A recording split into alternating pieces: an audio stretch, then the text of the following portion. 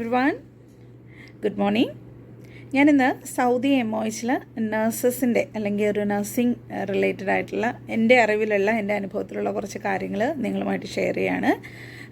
ഞാനിപ്പോൾ സൗദിയിലാണ് വർക്ക് ചെയ്യുന്നത്. ഞാൻ 11 ഇയേഴ്സ് ആയിട്ടോ, 10 ഇയേഴ്സ് കഴിഞ്ഞ് 11 ഇയേഴ്സ് ആവുന്നു. ഞാനിപ്പോൾ സൗദിയിലാണ്. സൗദി മിനിസ്ട്രി ഓഫ് ഹെൽത്തിലാണ്. ഇവിടെ 2 സെക്ടറാണുള്ളത്, പ്രൈവറ്റ് ഉണ്ട്, ഗവൺമെൻറ് ഉണ്ട്. അപ്പോൾ ഞാൻ മിനിസ്ട്രി ഓഫ് ഹെൽത്ത് ഗവൺമെൻറ് സെക്ടറിലാണ്. അപ്പോൾ ഇപ്പോൾ ഇങ്ങനൊരു വീഡിയോ ചെയ്യാൻ കാര്യം, ഈ ഒരു ഓഗസ്റ്റ്, സെപ്റ്റംബർ, ഒക്ടോബർ, നവംബർ എന്നുള്ള ഈ ഒരു 4 മന്ത്സിലാണ് സാധാരണ ഇവിടെ സ്റ്റാഫ് നഴ്സസിനുള്ള റിക്രൂട്ട്മെൻറ്റ് ചെയ്യാറുള്ളത്.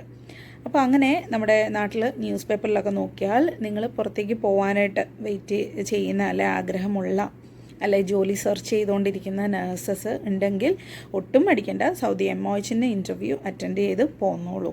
ഇതെൻ്റെ ഒരു റെക്കമെൻഡേഷനാണ്. കാരണം 11 ഇയേഴ്സ് കൊണ്ട് എൻ്റെ അനുഭവത്തിൽ നിന്നുള്ള കാര്യമാണ്. ഞാൻ വളരെ ഹാപ്പിയാണ് കേട്ടോ. ഇപ്പോൾ ഒരു 11 ഇയേഴ്സിലാണ് എനിക്ക് സാലറി ഇൻക്രിമെൻ്റ് ഒക്കെ വന്ന് ഇപ്പോൾ എനിക്കൊരു നല്ല സാലറി ഉണ്ട്. പക്ഷേ ഇപ്പം നിങ്ങൾ വരാനിരിക്കുന്ന ന്യൂ കമർ ആയിട്ടുള്ള, അതായത് 1.5 അല്ലെങ്കിൽ 2 ഇയർ എക്സ്പീരിയൻസ് ആണ് അവർ സാധാരണ റിക്രൂട്ട്മെൻറ്റിന് പ്രിഫർ ചെയ്യുന്നത്. അപ്പോൾ അങ്ങനെ നിങ്ങൾക്ക് എക്സ്പീരിയൻസ് ഉള്ള ആളുകളാണെങ്കിൽ നിങ്ങളിപ്പോൾ വരുമ്പം തന്നെ നല്ല സാലറി പാക്കാണ്, അതായത് ഹൈ സാലറിയാണ് അവർ തരുന്നത്. അപ്പോൾ അതുകൊണ്ട് നിങ്ങൾ ഒട്ടും മടിക്കേണ്ട. അതുപോലെ ഇവിടെ വർക്കിംഗ് കണ്ടീഷന് കാര്യങ്ങളെല്ലാം ഫ്ലെക്സിബിളാണ്. പിന്നെ നമുക്ക് വെക്കേഷൻ ആണെങ്കിലും 10 മന്ത്സ് കഴിഞ്ഞാൽ നമുക്ക് നമ്മുടെ വെക്കേഷൻ മസ്റ്റായിട്ട് നമുക്ക് എടുക്കാൻ പറ്റും. അതുപോലെ എൻ്റെ അനുഭവത്തിൽ ഞാൻ ഈ ഒരു 11 ഇയേഴ്സിൽ എത്ര പ്രാവശ്യം നാട്ടിൽ പോയിട്ട് വന്നിട്ടുണ്ട് എന്നുള്ളത് എനിക്കൊരു കൗണ്ടബിൾ കൂടിയല്ല. ഞാൻ പറയാൻ കാര്യം, മറ്റ് രാജ്യങ്ങളെ അപേക്ഷിച്ചിട്ട് കുറച്ചുകൂടി ഫ്ലെക്സിബിളായിട്ട് എനിക്ക് തോന്നുന്നു. ഞാൻ വേറെ എങ്ങും വർക്ക് ചെയ്തതല്ല, പക്ഷേ നമുക്കൊരുപാട് ഫ്രണ്ട് സർക്കിളുണ്ട്. അപ്പോൾ എല്ലാവരുമായിട്ട് സംസാരിക്കുമ്പോൾ എല്ലായിടത്തും ഭയങ്കര സ്ട്രിക്റ്റാണ് വെക്കേഷൻ പോകുന്നത്, അല്ലെങ്കിൽ എക്സ്പെൻസുകൾ കാര്യങ്ങൾ.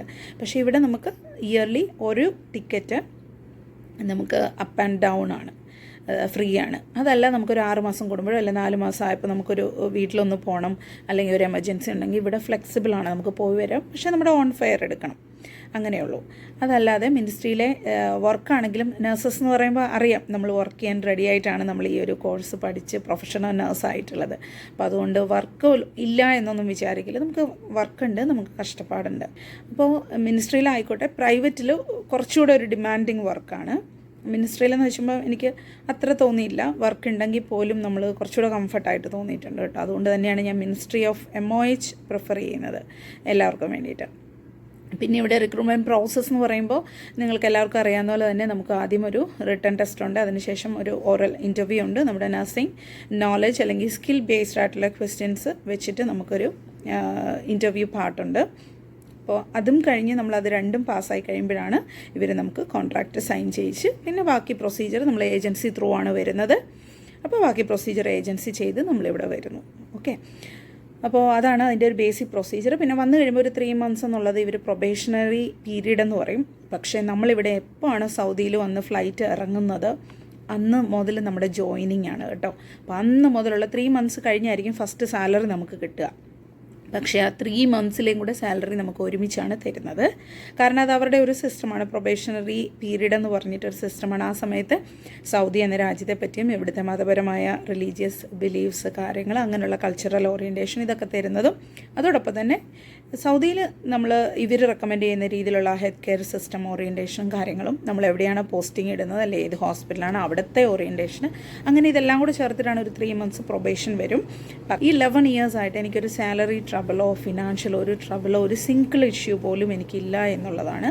എൻ്റെ ഫിനാൻഷ്യൽ അല്ലെങ്കിൽ സാലറി വെച്ചിട്ട് ഞാൻ ഭയങ്കര സാറ്റിസ്ഫൈഡ് ആണ്. പിന്നെ നമുക്കിവിടെ വന്നിട്ട് വർക്ക് ചെയ്യാനായിട്ട് ആവശ്യമുള്ളത് ഫസ്റ്റ് തന്നെ നമ്മുടെ കേരള നഴ്സിംഗ് കൗൺസിലിൻ്റെ ആ ഒരു ലൈസൻസ് എന്ന് പറയുന്ന പോലെ തന്നെ ഇവിടെയുള്ളത് സൗദി ഹെൽത്ത് കമ്മീഷൻ്റെ സൗദി കൗൺസിൽ ലൈസൻസ് ആണ്. അതിന് നമ്മളൊരു എക്സാം എഴുതണം. ആ എക്സാം പാസ്സായെങ്കിൽ മാത്രമാണ് നമുക്ക് ഈ ഒരു ലൈസൻസ് കാർഡ് ഉണ്ടാക്കാൻ പറ്റുന്നത്. അപ്പോൾ ഈ ലൈസൻസ് കാർഡിന് വേണ്ടി നമുക്ക് നാട്ടിൽ എക്സാം എഴുതിയിട്ട് നിങ്ങൾക്ക് ഇങ്ങോട്ട് കയറി പോരാം. അതല്ലെങ്കിൽ നമുക്കിവിടെ വന്നിട്ടും എഴുതാനായിട്ട് ഓപ്ഷൻ ഉണ്ട് കേട്ടോ. ഞാനൊക്കെ ഇവിടെ വന്നാണ് എക്സാം എഴുതിയിട്ടുള്ളത്. പിന്നെ അതിന് കൂടെ തന്നെ നമ്മൾ ആ ഒരു സൗദി കൗൺസിൽ ലൈസൻസ് കിട്ടി. അതിനുശേഷം നമുക്ക് വേണ്ടത് ഇക്കാമ എന്നൊരു റെസിഡൻഷ്യൽ കാർഡാണ്. അതും ഇവിടെ നമ്മുടെ മിനിസ്ട്രിയുടെ അതോറിറ്റിയാണ് നമുക്കതെല്ലാം ചെയ്തു തരുന്നത് കേട്ടോ. അതിനുശേഷം BLS അല്ലെങ്കിൽ CPRൻ്റെ ഒരു ലൈസൻസ് കാർഡ് വേണം. അതെല്ലാം നമുക്കിവിടെ വന്നിട്ടാണ് ചെയ്യാനുള്ളത്. അതിനുശേഷം നമുക്ക് വേണ്ട നമ്മുടെ സാലറി ട്രാൻസ്ഫർ ചെയ്യാൻ വേണ്ടിയിട്ടുള്ള ഒരു അക്കൗണ്ട്, അതെല്ലാം ഇവിടെ വന്നിട്ട് ഇവിടെയുള്ളവരാണ് നമുക്ക് ഹെൽപ്പ് ചെയ്ത് എല്ലാം സെറ്റാക്കി തരും കേട്ടോ. അപ്പോൾ ഇവിടുത്തെ വർക്കും ഒക്കെ കംഫർട്ടാണ്, കഷ്ടപ്പാടുകളുണ്ട്, കംഫർട്ടാണ്.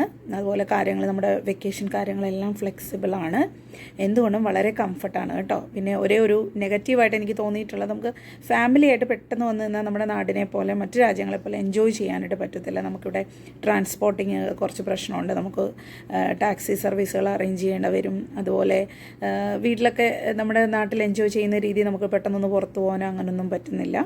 അപ്പോൾ സിംഗിളായിട്ടൊരു സ്റ്റാഫാണ് എങ്കിൽ എല്ലാ രീതിയിലും ഓക്കെയാണ് കേട്ടോ വന്ന് നിൽക്കാനായിട്ട്. എന്ന് വെച്ചാൽ ഞാൻ മാരീഡാണ്, പക്ഷേ ഹസ്ബൻഡും കുഞ്ഞിനെ ഒന്നും ഞാൻ ഇപ്പോൾ ഉടനെ ഇങ്ങോട്ട് കൊണ്ടുവന്ന് സ്ഥിരമായിട്ട് നിൽക്കത്തില്ല. പക്ഷേ അവരൊരു 6 months കൂടുമ്പോൾ വിസിറ്റിങ്ങിനൊക്കെ വരാറുണ്ട്. അപ്പോൾ അങ്ങനെ 3 months എൻ്റെ കൂടെ നിന്നിട്ടാണ് തിരിച്ചു പോകുന്നത്. അതല്ലാതെ സ്ഥിരമായിട്ട് നമ്മൾ കൊണ്ടുവരുമ്പം ഹസ്ബൻഡും ജോലി കൊണ്ടേ കുഴപ്പമില്ല. ഫിനാൻസ് അല്ല പറയുന്നത്, ഫിനാൻസ് നമ്മുടെ സാലറി കൊണ്ട് ഓക്കെയാണ്. പക്ഷേ നമ്മൾ ഡ്യൂട്ടിക്ക് പോയി കഴിഞ്ഞാൽ ഹസ്ബൻഡാണെങ്കിൽ റൂമിൽ അല്ലെ കുഞ്ഞുമായിട്ടൊക്കെ തന്നെ ഇങ്ങനെ ഇരിക്കുമ്പോൾ അതൊരു ബോർഡാണ്. അപ്പം അങ്ങനെ ഒരു എൻജോയ്മെൻറ്റ് കുറവാണ്. അപ്പം അങ്ങനെ ഒരു ഫാമിലി സെറ്റപ്പിലേക്ക് കുറച്ചുകൂടെ സൗദി ആവാനുണ്ട്. അതല്ലാതെ ഒരു ജോലി സെർച്ച് ചെയ്യുന്നവരുണ്ടെങ്കിൽ ഒരു 2 year ഒക്കെ എക്സ്പീരിയൻസ് ആയിട്ടുള്ളവർ നിങ്ങൾ വെയിറ്റ് ചെയ്യാതെ സൗദി MOH ഇൻ്റർവ്യൂ ഒക്കെ അറ്റൻഡ് ചെയ്ത് പോകുന്നോളൂ കേട്ടോ. ഓക്കെ, അപ്പം ബൈ, സി യു.